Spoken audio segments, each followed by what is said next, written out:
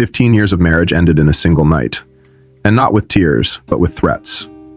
My wife stood in my garage with her MMA fighter boyfriend, ready to take my house, my savings, and even my freedom.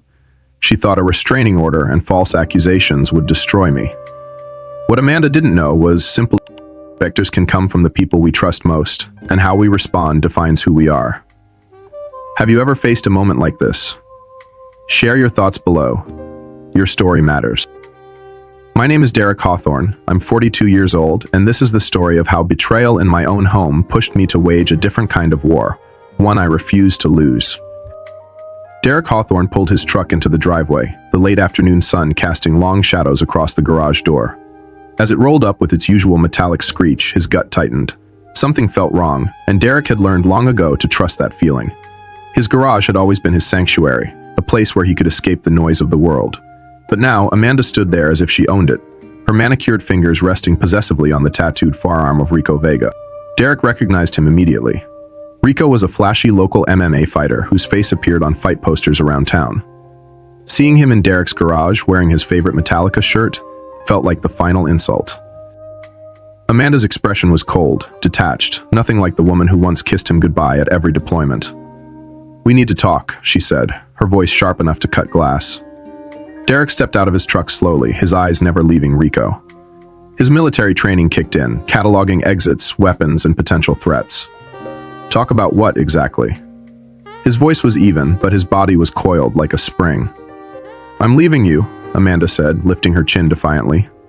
"I've been seeing Rico for 8 months. I'm filing for divorce Monday." 8 months?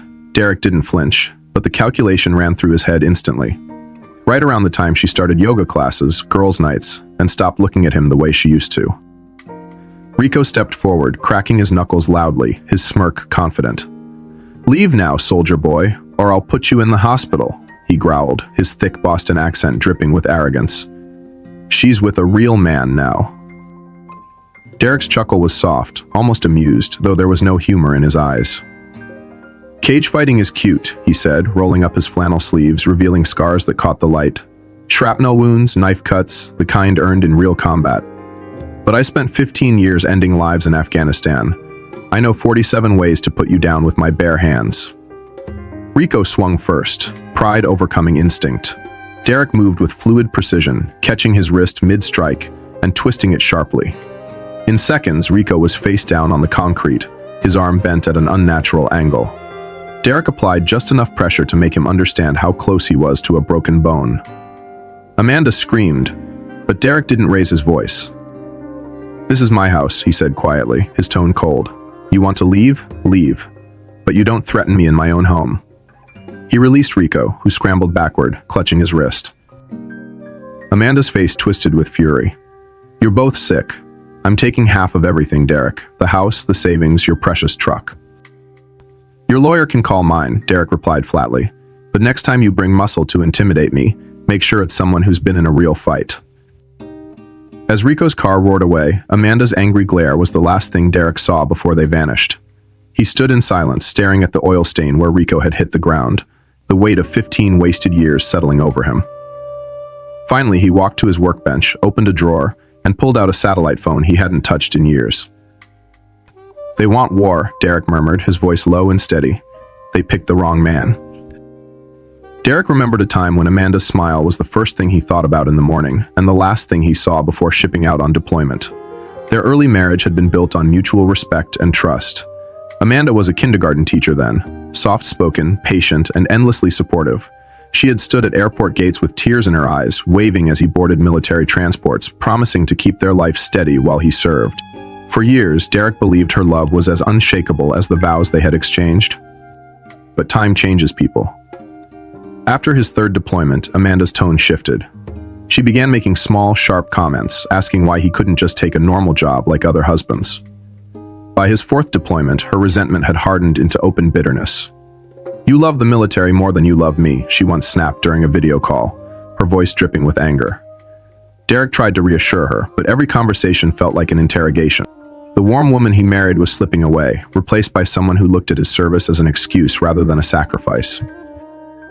The first time Derek heard Rico Vega's name, it was casual, mentioned during a phone call. Amanda had joined a new yoga class, and Rico sometimes stopped by for charity events supporting local gyms. He was a flashy personality in their small town, the kind of man who basked in attention, showing off his MMA career and winning over crowds with his bad boy charm. While Derek was thousands of miles away, Amanda found herself drawn to the kind of excitement Rico promised. It wasn't long before Derek noticed subtle but troubling changes in her behavior. Her phone, once left openly on the kitchen counter, was now always face down, and she started taking it into the bathroom during showers. Girls' nights became more frequent, and she began coming home late, smelling like expensive perfume Derek had never seen her wear. New clothes started appearing in her closet, far too pricey for her usual habits. Derek wanted to believe her excuses, new friends, new hobbies, just trying to feel young again. But his instincts, honed through years in combat zones, told him something was off. The betrayal, as he would later discover, went far deeper than an affair. Amanda and Rico hadn't just fallen into a reckless romance. They had built a calculated plan to dismantle Derek's life, piece by piece. While Derek was still overseas, Amanda filed preliminary reports accusing him of erratic and violent behavior. False domestic violence claims began to circulate quietly, painting him as a dangerous man struggling with post-traumatic stress. By the time Derek returned home, she had already planted enough doubt with neighbors, friends, and even local police to make her story believable. The worst cut came when Derek learned that Amanda had somehow obtained classified details about his military history. Information about his discharge, his missions, and even a highly sensitive incident with a former commander had ended up in the hands of her lawyer. They intended to use it as leverage, blackmailing him into surrendering most of their shared assets under the threat of public exposure. Amanda wasn't just leaving him, she was turning his own life, his sacrifices, into a weapon against him. Sitting alone in his workshop after discovering the full scope of her betrayal, Derek felt the shift inside himself. The heartbreak he expected to feel never came. Instead, his anger cooled, sharpening into something far more dangerous. This wasn't just a marriage ending. Amanda had declared war on him, dragging his name, his honor, and his service through the mud for her own gain. Derek stared at the satellite phone on his workbench, his mind already working through strategies and connections. "This isn't heartbreak anymore," he muttered, his voice low and steady. "This is war, and she has no idea who she's up against." Derek sat in his workshop long after the sun went down, the glow from the overhead light bouncing off the oil-stained concrete. His mind worked the way it had in Afghanistan, slow, methodical, and deliberate. If Amanda and Rico wanted a war, he would fight it the only way he knew how. Wars weren't won with rage. They were won with strategy. He reached for the satellite phone, its cold metal surface a reminder of the life he had once lived. Old contacts never truly disappeared. They just waited in the shadows, ready when called upon. The first call he made was to Tommy Kowalski. Tommy had served with Derek through 3 tours, a man who had traded the structured life of military service for the profitable chaos of private sector operations. When Tommy answered, his voice carried the same easy confidence Derek remembered. "You sound like hell, Sergeant," Tommy said, using Derek's old rank. Derek didn't bother with small talk. "I need a favor. Off the books, deep background checks, Amanda Hawthorne and Rico Vega. I want everything. Bank accounts, criminal ties, offshore records. If they've sneezed in the last 6 months, I want to know about it." Tommy didn't hesitate. "Give me 72 hours. True to his word, Tommy delivered early. 2 days later, Derek sat at his workbench, scrolling through files Tommy had compiled. Rico Vega wasn't just an MMA fighter trying to make a name for himself. He was running a small-time protection racket through his gym, intimidating local businesses into paying him for security they didn't need. The videos Tommy sent showed Rico beating a local shop owner who had refused to pay. Amanda, meanwhile, had been laundering Rico's cash through her dental office job.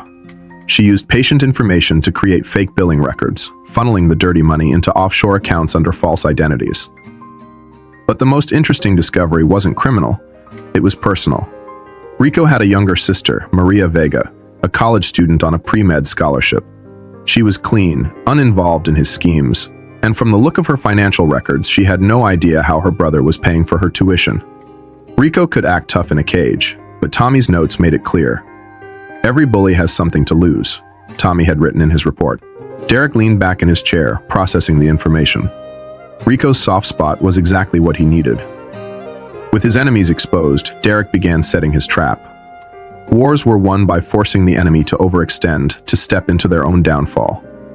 Derek spent the next 3 days planting false trails, creating fake financial records showing that he had received a large combat bonus, and was suffering from unstable mental health.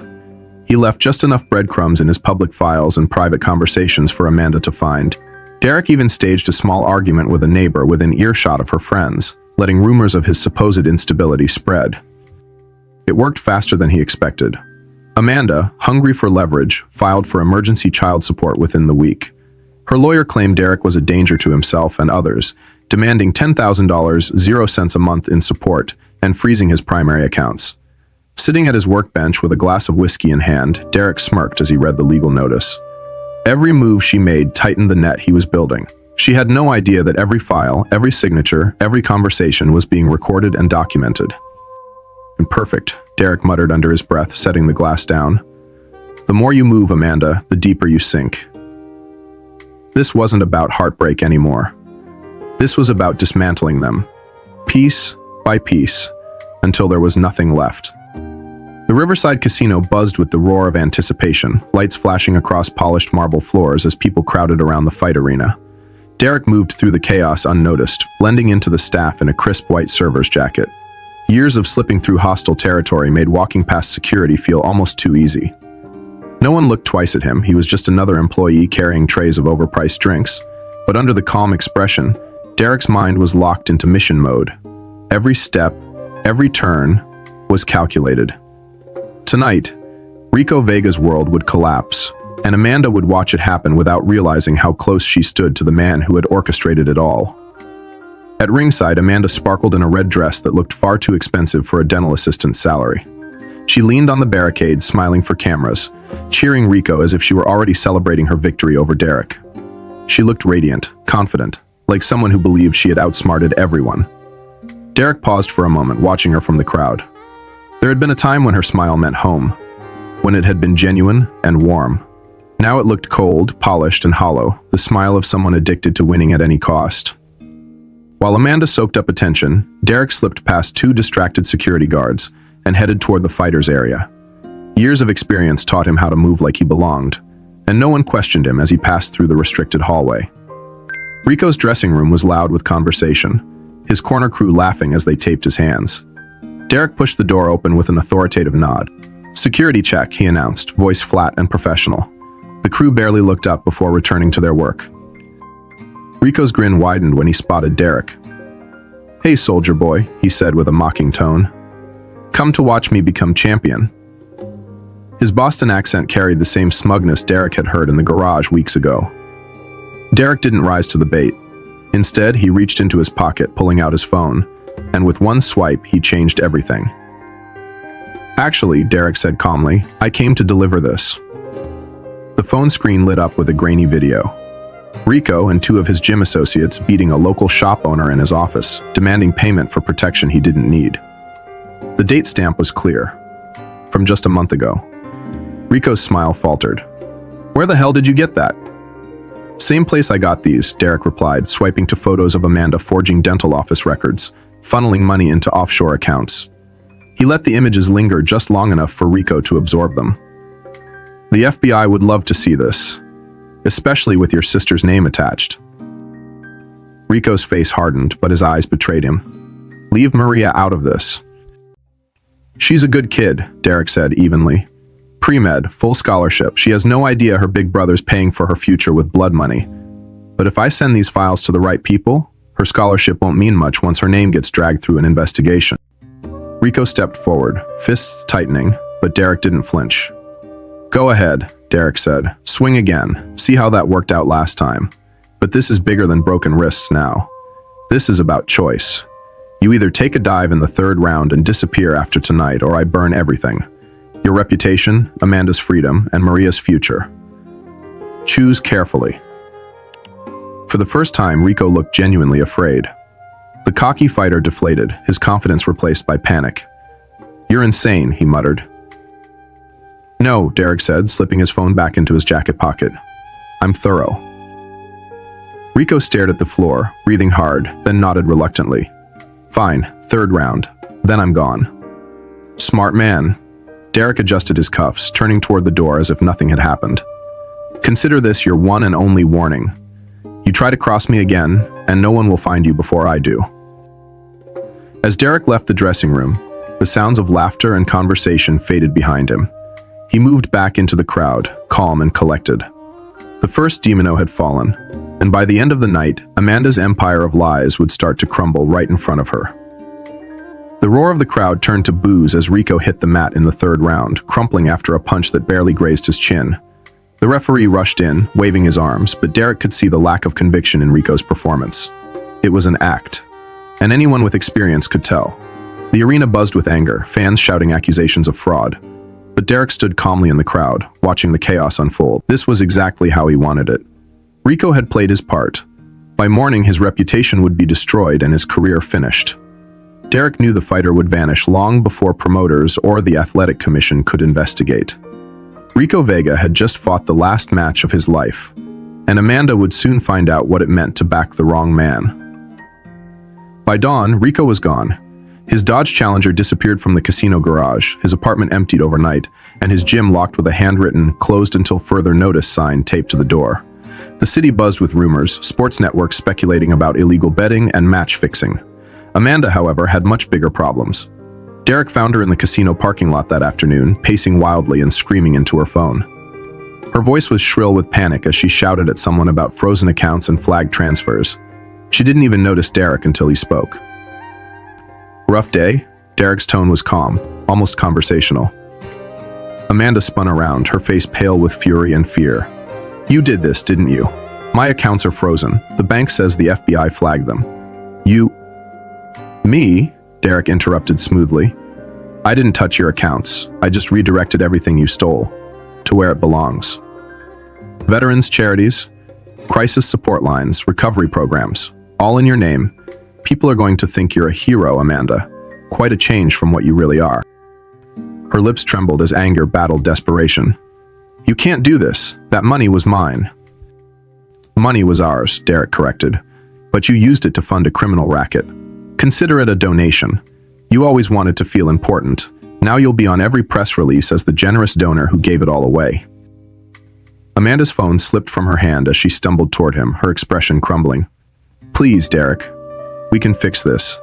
I made mistakes, but we can work something out. Just stop this before it's too late." Derek pulled his own phone from his pocket and pressed a button. Amanda's own voice filled the air, clear and damning, discussing money laundering and fake dental records with Rico. Her eyes widened in horror as the recording played. "You recorded me?" she whispered. "I record everything," Derek said coldly. "The FBI will get this if you try anything else. So go ahead, call your lawyer, call the police. See how that works out for you." Amanda's shoulders slumped, and for the first time she looked defeated. "You ruined me," she whispered. "No," Derek replied, his voice like ice. "You ruined yourself. I just made sure you paid for it." He reached into his pocket one last time, pulling out his wedding ring. Dropping it at her feet, he spoke the final words she would ever hear from him. "You declared war on me, Amanda. And I never lose wars." Amanda collapsed against a concrete pillar, sobbing, clutching the ring as Derek turned and walked away. The sound of her broken cries followed him through the lot, but for Derek there was only silence inside. Not happiness, not even anger, just the calm satisfaction of a mission completed. The storm Amanda had tried to control finally crashed down on her, and there was no escape. Within a week, federal investigators seized every account linked to her fraudulent dental billing schemes. News outlets began reporting her involvement in a local money laundering operation, connecting her directly to Rico Vega's protection racket. The FBI raided her workplace, collecting files, computers, and even interviewing patients whose names had been used to create fake billing records. Amanda's picture hit the local news under the headline, "Dental Office Manager Charged in Multi-State Fraud Investigation." Once she had enjoyed being the center of attention, dressing in expensive clothes and boasting about her good fortune. Now her name was plastered across every channel for all the wrong reasons. Derek sat quietly during the hearing as Amanda shuffled into the courtroom in shackles, her once perfect posture now slouched and broken. She avoided looking at him, but he didn't look away. His presence was deliberate, a reminder of everything she had thrown away. When it was his turn to testify, Derek didn't raise his voice, didn't let anger twist his words. He spoke with the same calm precision he used in military debriefings, recounting each fraudulent transaction, every conversation he had recorded, and the steps Amanda had taken to ruin him. The prosecutor asked pointed questions, and Derek's answers left no doubt about who had orchestrated the scheme. She wasn't just helping Rico Vega, Derek said plainly. She was the one who kept the accounts organized, who created fake identities, who made sure the money moved without leaving traces. Rico handled threats. Amanda handled logistics. She was the brain behind it. Amanda broke down crying halfway through the proceedings, pleading with the judge to believe she had been manipulated by Rico. But the evidence Derek provided, recordings of her bragging about how easy it was to move money through the dental office, destroyed any chance of leniency. When the judge finally read her sentence, the courtroom was silent. Amanda Hawthorne was sentenced to 12 years in federal prison for fraud, identity theft, and conspiracy.